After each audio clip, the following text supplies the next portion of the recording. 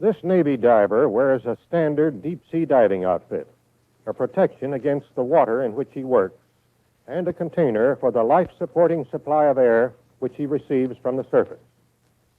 Safety and efficiency require that the diver be thoroughly familiar with the construction, assembly, and use of his diving equipment.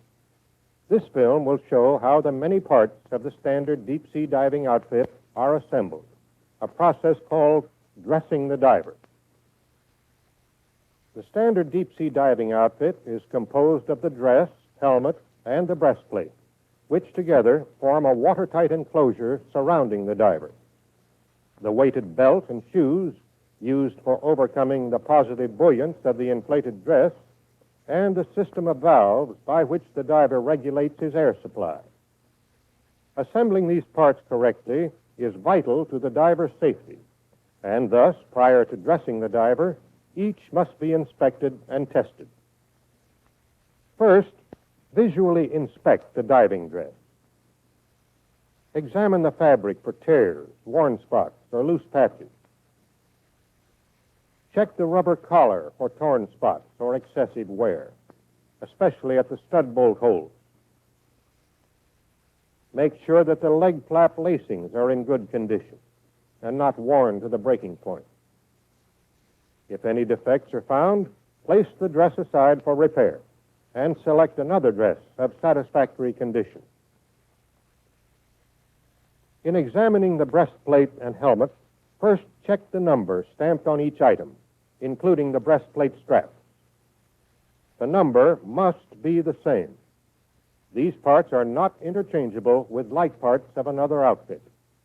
The number identifies the parts that go together to form a tailor-made unit of matching parts. With your fingers, check the 12 studs on the breastplate, making sure that none of them has become loose. Try the fit of the breastplate straps on the breastplate. They should go into place easily and conform to the curvature of the breastplate.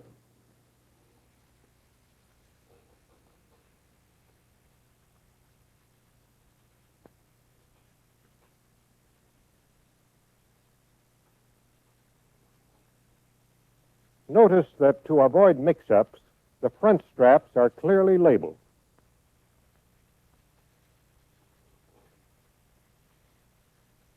Turn the wing nuts down on the studs to make sure that no threads have been damaged since the last dive. The copper and brass of which the outfit is made are relatively soft metals. Being soft, the threads are susceptible to damage from careless handling. Notice that 4 of the wing nuts have heavy flanges. These go on the studs where the ends of the breastplate straps join each other.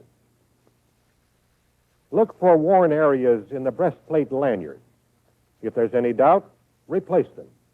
Remember, these lanyards secure the all-important air hose and lifeline. The leather gasket recessed into the top of the breastplate makes a seal between breastplate and helmet. Make a visual inspection for tears in the leather and for cleanliness. Dirt or debris could prevent proper seating of the helmet, thus causing leakage. Apply a light coating of neat's foot oil to the gasket. This will keep the leather soft and pliable so that it makes a good seal. Now, double-check the helmet gasket by fitting the helmet to the breastplate.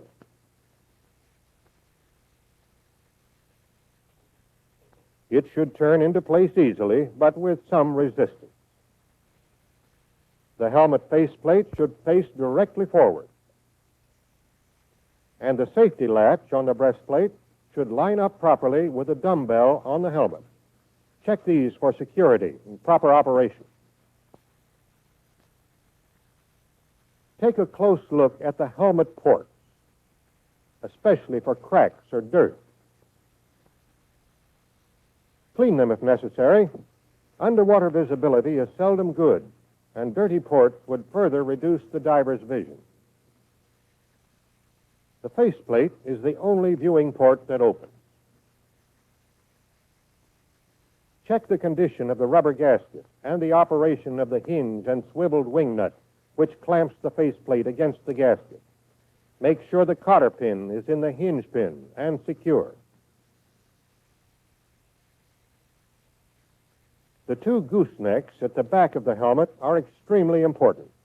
This one admits the diver's air supply, and this one secures his combination lifeline and communications cable. Be sure they have not been knocked loose and that the threads are clean and undamaged. No part of the testing and inspection operation is more important than the attention given to the diver's air valve. Let's begin with the two valves built into the helmet. First, the exhaust valve. Check the operation of the hand wheel. It should turn freely. Operate the exhaust valve chin button. It should depress easily and return immediately when released. Pull the chin button upward, as the diver occasionally does with his lips, to make a temporary adjustment in his buoyancy. Again, it should work easily and return when released. Operate the chin button in this manner several times. Remember, the correct operation of his exhaust valve is important not only to the diver's efficiency, but also to his safety. Next, the spitcock at the left side of the helmet. This is a secondary exhaust valve and is used to make minor adjustments in the diver's buoyancy. It's a simple sleeve valve. The only test necessary here is to operate the lever, making sure that it has enough turning resistance to remain fixed at any second.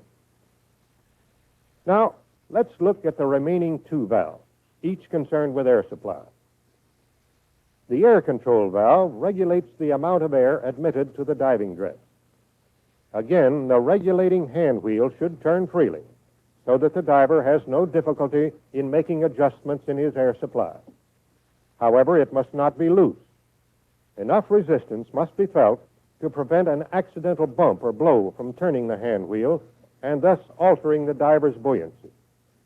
Make sure the cotter pin is in place to prevent the hand wheel lock nut from backing off. Each of the male threads machined into the body of the air control valve must be clean and free of distortion. Check the link and eye pad used to secure the valve to the breastplate. Excessive wear or damage is seldom found, but be sure. The last of the valves is the safety air non-return valve, usually referred to as the non-return valve. Remove it from the gooseneck at the rear of the helmet and check the condition of the thread.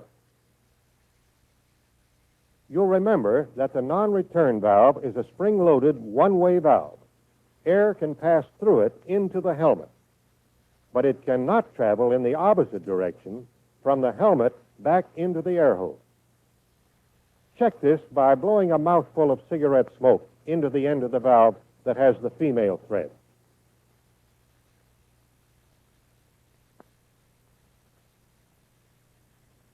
No air or smoke should pass through the valve. If it does, discard the valve and use another. There are two types of non-return valves in use.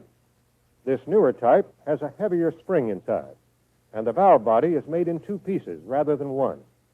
The test is the same. Smoke blown into the end of the valve having the female threads should not pass through.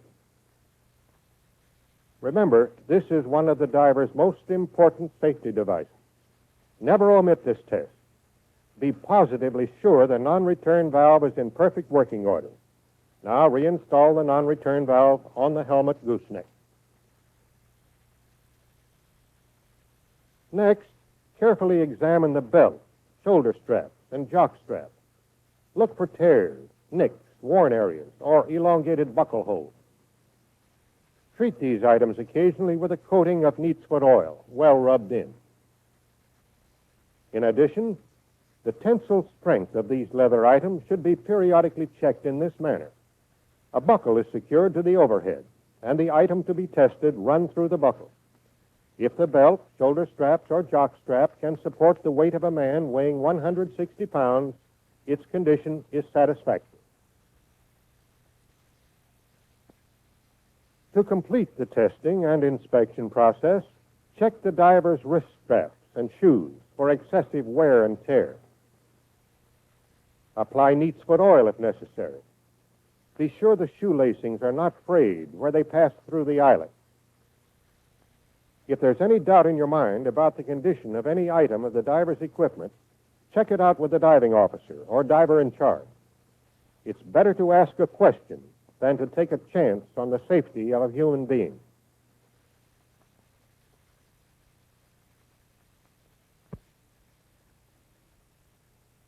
Before dressing the diver, connect the air hose and the lifeline to the helmet gooseneck.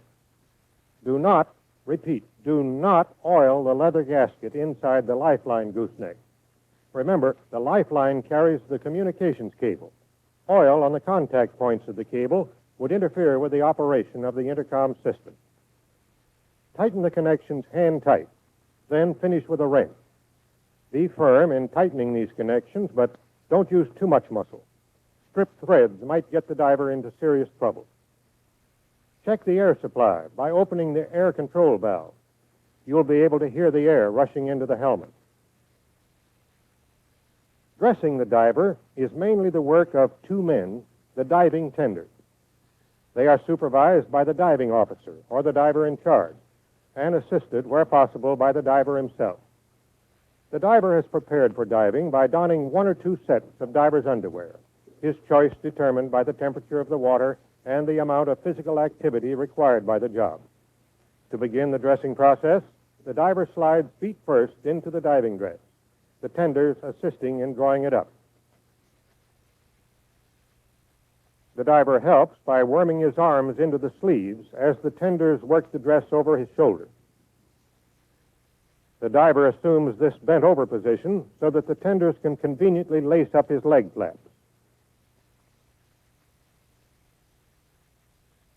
These are drawn up snugly, but not so tightly as to restrict circulation. Tenders work as swiftly as they can, consistent with safety, out of regard for the diver's comfort. On the surface, the diving outfit is not a very comfortable one. Note how the ends of the lacings are tucked in under the leg flaps. This, of course, is to keep them from fouling.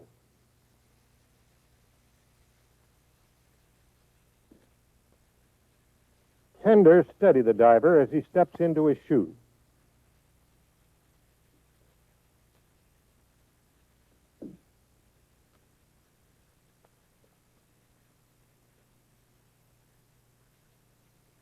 They draw the lacings up firmly and tie them off with a square knot.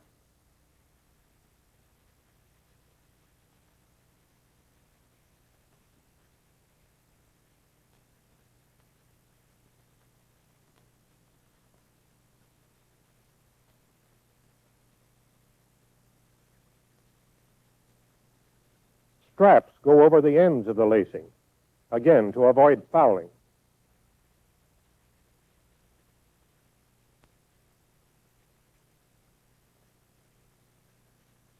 Buckles must be outboard.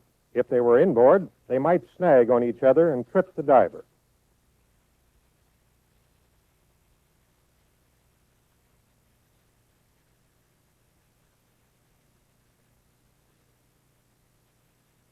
Next, the helmet cushion, the horse collar, as divers call it. This is an optional item. Some divers use it, some don't. All divers, however, should learn its use. It's a pad to protect the diver's shoulders and simply slips over his head. One tender works the horse collar under the bib of the dress, while the second tender gets the breastplate.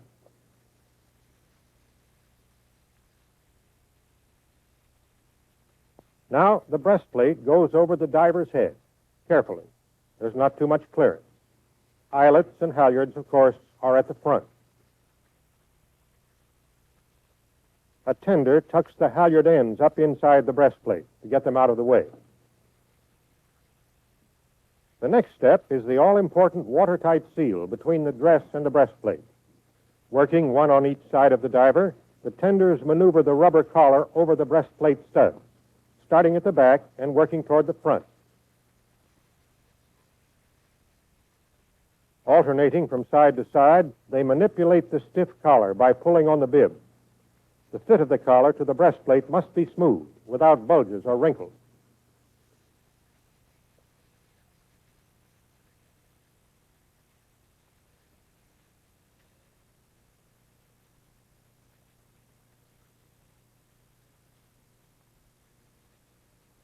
A copper washer goes over the bottom front and bottom rear studs and over the top right and top left studs. These distribute the pressure under the joints between the breastplate straps to prevent gouging and chafing of the rubber collar. Next, the breastplate straps. These are custom fitted in the manufacturing process. Each of the 4 straps must be placed in its own particular position. Getting them in the right place is easy. The front straps are clearly marked. The tenders now install the 12 wing nuts on the breastplate studs, being sure the flanged wing nuts are over the strap joints, and hand tighten each one.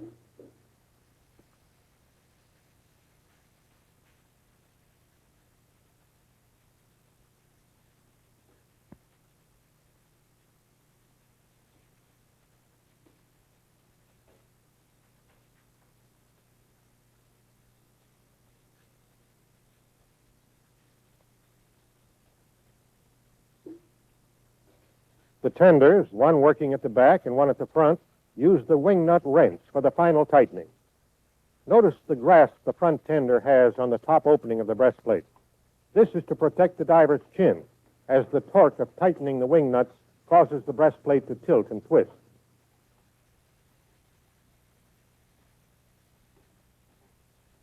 To equalize pressure, each tender tightens from bottom to top, omitting the wing nuts over the strap joint.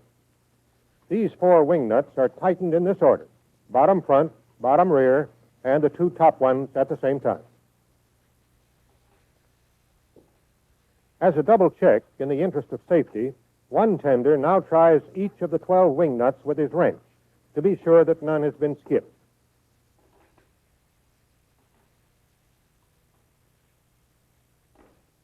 Now he removes the wing nut on the longer stud at the left front of the breastplate, where the eye-pad of the air control valve will be secured.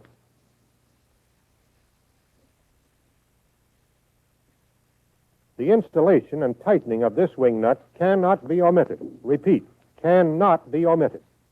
It must be installed and tightened in the proper sequence in order to make a tight waterproof seal between the dress and the breastplate. To protect this exposed stud, the diver covers it with his left hand.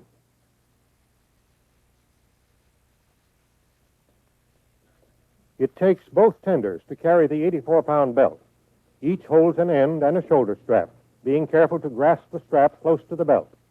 If they were to take a higher grasp on the shoulder strap, the heavy belt would tend to swing like a pendulum and might knock the wind out of the diver. The tenders place the belt around the diver's waist with the buckles at the rear.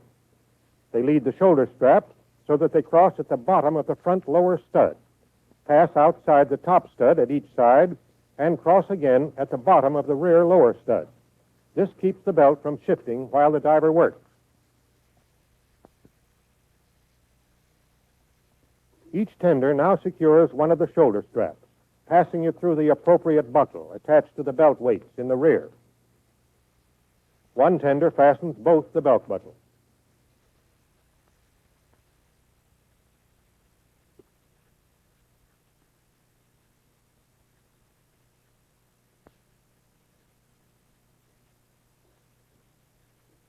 The diver stands, and the other tender passes the jock strap between his legs. Pulls it comfortably tight as the diver bends and straightens to check the fit. Fastens the buckle and tucks the loose end of the tongue out of the way.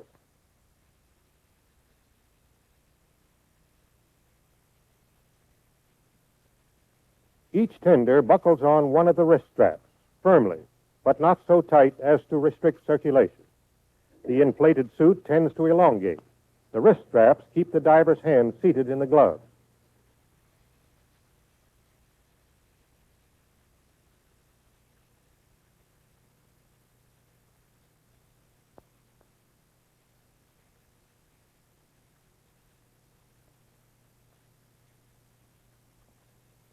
The helmet is the final item to be fitted in dressing the diver. The air hose and lifeline are already attached.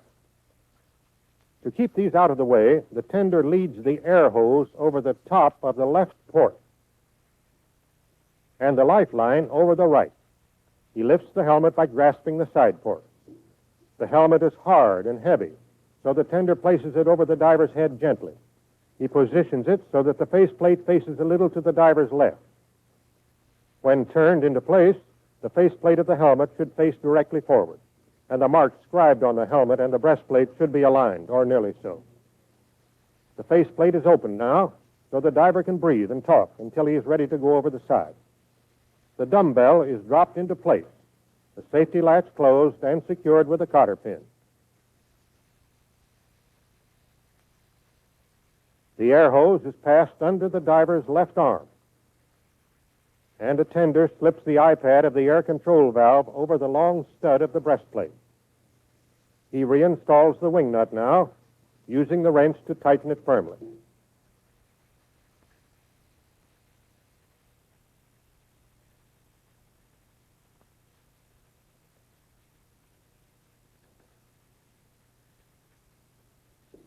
Now the tender lashes down the air hose, taking 2 round turns with the halyard and tying off the ends with a square knot. In doing this, the tender takes care to ensure that the air control valve hangs conveniently to the diver's left hand for easy adjustment.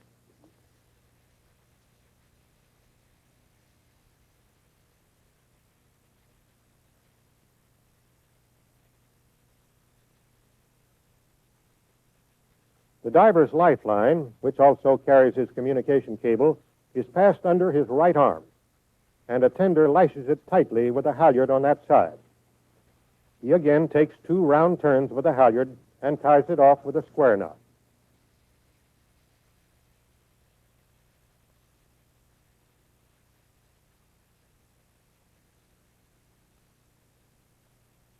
And now, a last-minute check on the diver's intercom.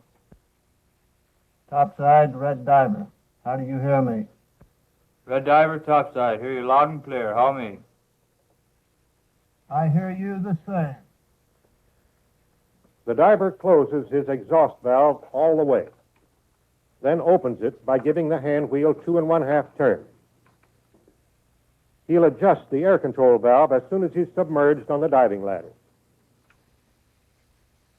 The final step in dressing the diver comes when the diver feels that all is ready and gives this signal. Button her up. The tender closes the faceplate, winds the wing nut down finger tight, and uses the wing nut wrench to secure it tightly. The dressing of the diver is complete, and the diver is ready to go to work. 2 men tend the air hose and lifeline immediately in front of the diver to steady and support him as he moves cumbersomely in the heavy working uniform of the deep-sea diver. In his working environment under the sea, the diver is always conscious of the importance of his equipment. His gear is well designed and well made. The assembly of the gear around the man, or dressing the diver, is equally important to the diver's efficiency, to the accomplishment of the Navy's business, and to the safety and welfare of the man who wears the gear.